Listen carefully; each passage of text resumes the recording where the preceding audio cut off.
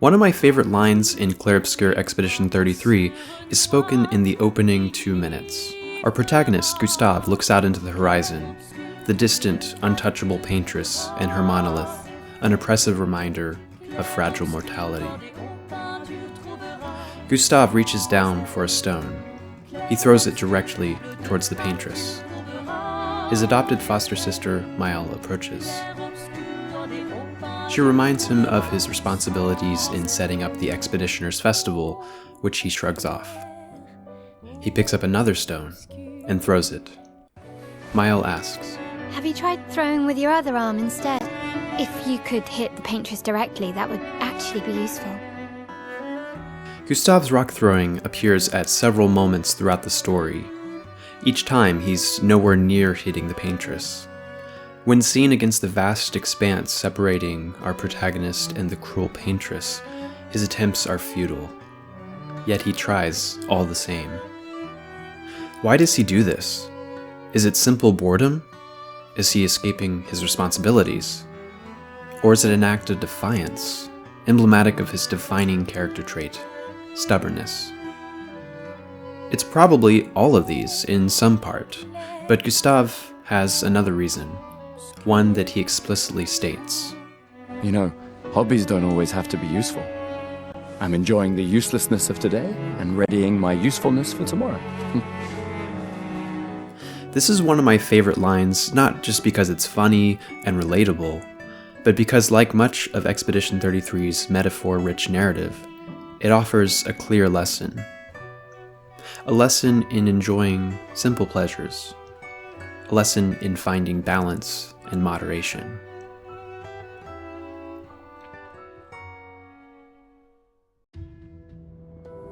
The 21st century is relentless.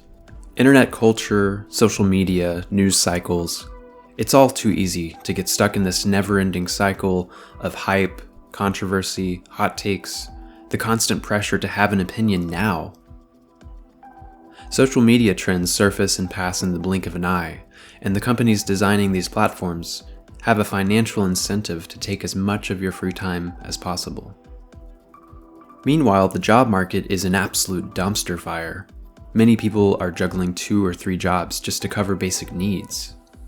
Others are battling severe burnout, housing costs, job insecurity, even just the mental fatigue of never feeling like you've done enough. All of these pressures build up and create this sense of guilt in just taking a break. Do you have free time? Great. Better use it to learn a new skill, start a side hustle, monetize that hobby you enjoy. Turn your downtime into productivity.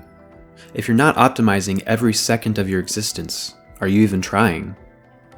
It's exhausting. This stigma hits especially hard with gaming. Even now, as a fully grown adult, I sometimes hesitate to tell other adults that I enjoy gaming. There's this silly feeling of societal judgment that gaming is childish or unproductive, despite being a legitimate art form and an industry larger than film and music combined. Sure, maybe some of this is just projection, and I'm perceiving judgment that isn't actually there, but there's no denying some people really do view gaming in these negative ways. But this isn't just relevant to gaming.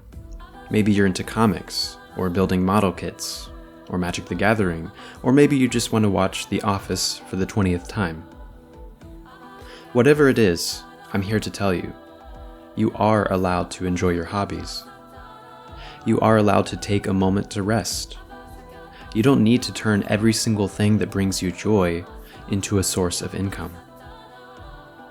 Somewhere along the way, we lost the ability to enjoy things for their own sake. We forgot how to do things that don't inherently serve a purpose. Time enjoyed is not time wasted. Sometimes it's okay to just pick up a rock and throw it. It's okay to enjoy the uselessness of today.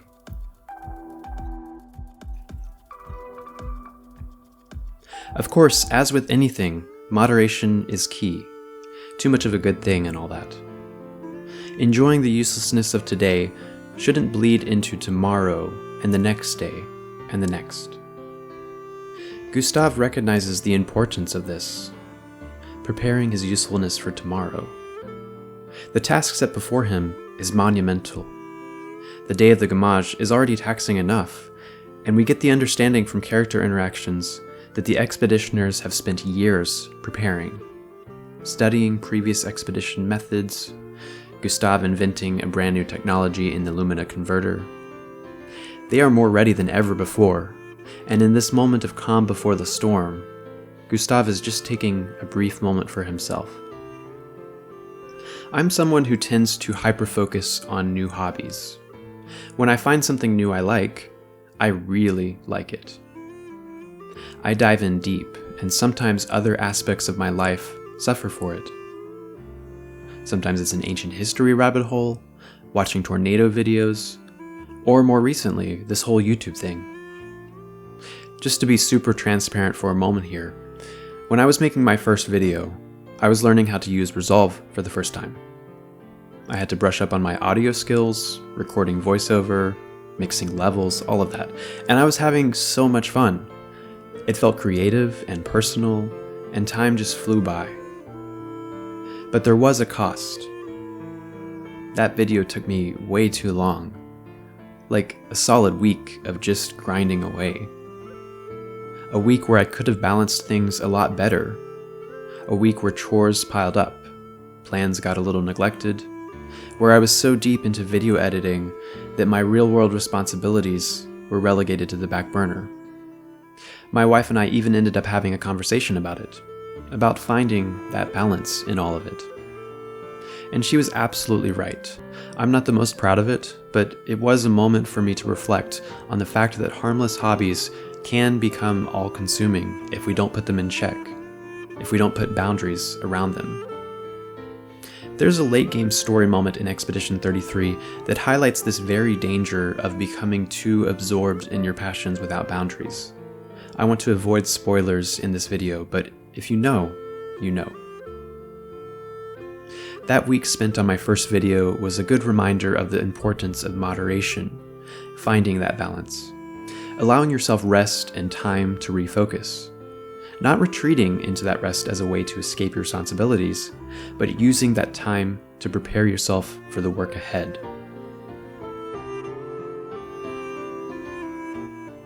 So how do we find this balance? How do we enjoy gaming or any other hobby without letting it derail the rest of our lives? A great way to start is by asking yourself some honest questions. How does this hobby add to my life? Does it bring joy? Stress relief? Connection with others? Or maybe frustration? Maybe it in itself is a source of stress. Does this enrich my week? Does it give me something to look forward to? Does it take up more time than it should? Am I using this to avoid responsibilities? Does it become my entire life at the expense of everything else? At its best, gaming can be a healthy reprieve from a stressful world, a necessary decompressant, an effective way of resetting, refocusing. At its most harmful, gaming can be your whole world, with no space for anything else. Balance isn't about limiting enjoyment, it's about pairing it with intention. You don't have to cut out what you love. You just have to make room for the other parts of your life that matter too.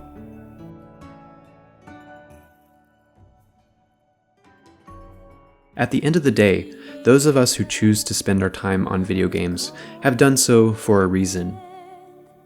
Video games offer us amazing worlds to explore, characters who become like old friends. They give us stories to engage with, ones that stay with us for years and shape who we are and how we see the world. To some people, the miles in your life, it might look pointless, inefficient, time better spent elsewhere.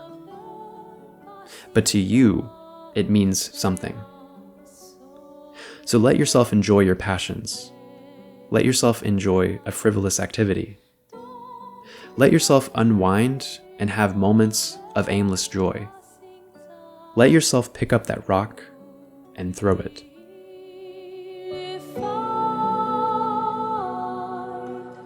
Infinite time, remaining time, fleeing time, suspense.